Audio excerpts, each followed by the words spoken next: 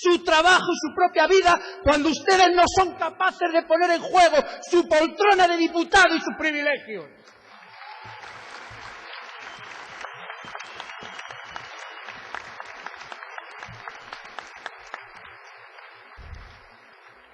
La segunda línea divisoria es la política frente a los gobiernos.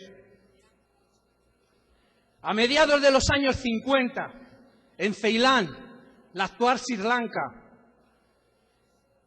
la sección de la cuarta, el Lanka Samaja Party, obtuvo un gran éxito electoral. Incluso ganó en la capital. Y borrachos con ese éxito acabaron incorporándose al gobierno. La Cuarta Internacional, en forma unánime, los expulsó de sus filas. Y el argumento fue muy sencillo. Es incompatible con los principios de la Cuarta Internacional pertenecer a ningún gobierno burgués. El criterio es sencillo, es de clase. ¿Cuál es el carácter de clase de tal Estado o tal gobierno? ¿Cuál es el carácter de clase de sus dirigentes? ¿En qué sector, en qué institución se apoyan? Todos esos son preguntas básicas para definir una política revolucionaria. Y hoy, la izquierda, que se presenta como pragmática y como realista, ni se las pregunta. Preguntarse la naturaleza de clase de un Estado y de un gobierno es cosa de obsoletos y de anticuados como nosotros. Ellos no precisan de esas preguntas. Por eso ni bien les llaman, se meten en el gobierno de Lula, se meten en el gobierno de Venezuela o acaban en el gobierno con Prodi. Y entonces a nosotros nos gustaría preguntarles a esta izquierda tan pragmática y tan realista: ¿y qué siente un ministro trotskista cuando el gobierno al que él pertenece detiene, persigue y encarcela a los sin tierra para defender los intereses de los grandes propietarios agrícolas? ¿Qué siente un ministro trotskista cuando su gobierno hace eso? ¿Y qué siente un ministro que se llama trotskista cuando el gobierno del que él participa despide a miles de trabajadores para que las multinacionales puedan seguir llevándose sus beneficios? ¿Qué siente un militante, un ministro que se llama trotskista? ¿Y qué siente un ministro que se llama trotskista cuando el gobierno venezolano al que él pertenece sigue manteniendo salarios de miseria para los trabajadores, pero se convierte en un modelo mundial de pago por anticipado de la deuda externa? ¿Qué sienten esos ministros que se llaman trotskistas? Y ni qué decir de Italia. A ver qué nos cuentan. ¿Qué se sienten esos comunistas refundados cuando desde el gobierno apoyan los créditos y el envío de tropas a Afganistán? Frente al oportunismo, frente a la capitulación a esos gobiernos, nosotros seguimos diciendo lo que aprendimos con Moreno. Nosotros no tenemos ninguna desesperación por llegar al poder. Nuestra política es de clase. Si no es la clase obrera la que va al poder, nosotros tampoco. Es así de sencillo.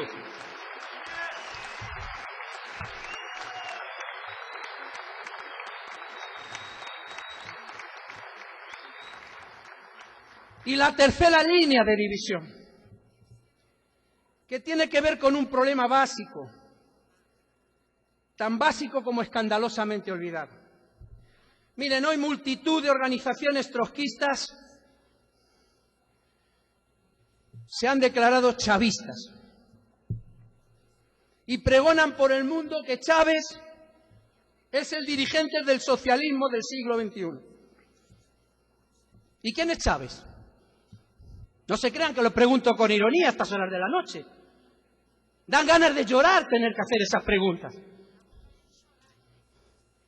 El teniente coronel de las Fuerzas Armadas de un Estado burgués es ni más ni menos que el que nos va a conducir al socialismo en el siglo XXI. Y las Fuerzas Armadas de un Estado burgués, no se sabe en virtud de qué milagro, se han vuelto revolucionarias. Van a expropiar a la burguesía y van a conducirnos al socialismo. Y esta gente es la que dice que nosotros somos utópicos. ¿Estos son los que se llaman realistas?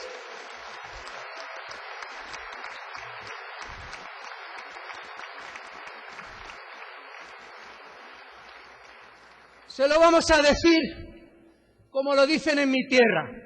Miren, a nosotros los militares nos dan urticaria. Lo nuestro con los militares es de piel. Nosotros somos de esa vieja generación que aprendimos que se puede militarizar a un civil, pero no se puede civilizar a un militar.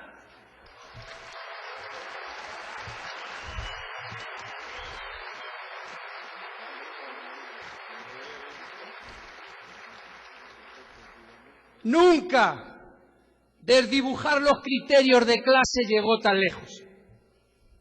Llamar a los trabajadores a que confíen, a que apoyen, a que se disciplinen a las Fuerzas Armadas de la clase enemiga. Porque esta, con un teniente coronel al frente, nos va a conducir al socialismo. A ese nivel hemos llegado. Y algunos dicen, ¿y Cuba? ¿No fue un ejército guerrillero el que derrocó a Batista? ¿Y en China? ¿No fue otro ejército? ¿Y en Rusia? ¿No fue el ejército rojo? Y sí, claro. El problema es que en Cuba no expropió al capitalismo el ejército de Batista. El ejército que encabezó el levantamiento en Cuba fue el movimiento 26 de julio.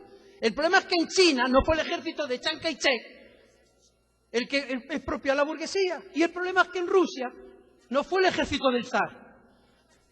Entonces, no hay un ejemplo en la historia donde las Fuerzas Armadas burguesas expropiaran a su propia clase para entregar a los trabajadores y comenzar así la construcción del socialismo. Todos esos procesos revolucionarios tuvieron que enfrentar a la columna vertebral del Estado burgués, las Fuerzas Armadas, destruirlas, y solo a partir de ahí empezaron a sentar las primeras bases de la construcción socialista. Así fue la historia. Y la historia nunca ha visto Fuerzas Armadas de Estados burgueses construyendo el socialismo. Lo que sí ha visto ha sido mucho Bonaparte de uniforme, hablando del socialismo, para cautivar a los sectores más pobres y a las masas, e impedir así que se venga abajo las relaciones sociales de producción que su ejército defiende. Eso sí lo ha visto mucho la historia. Pero más aún, Chávez es un antiimperialista, dicen. Y es verdad que Chávez se pasa todo el día en el aló presidente metiéndose con Bush, y que Chávez tuvo que soportar una intentona de golpe por derrocarlo.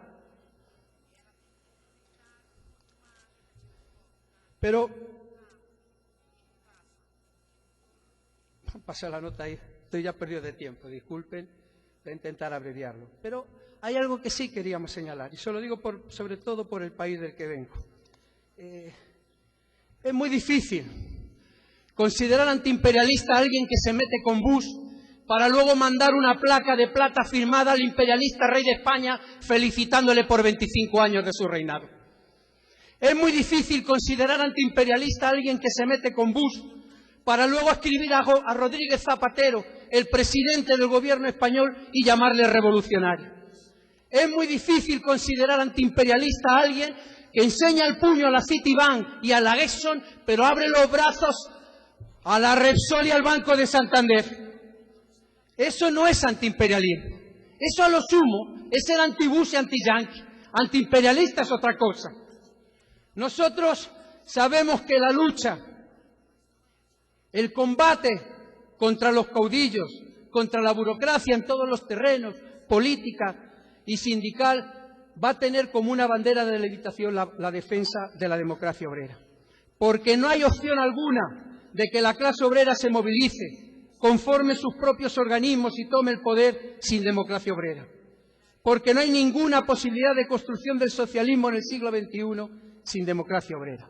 Y por eso les decíamos antes, compañeros y compañeras, que la tarea es difícil, porque no hay ninguna posibilidad de reconstruir la Liga y la Cuarta sin un combate frontal contra el chavismo.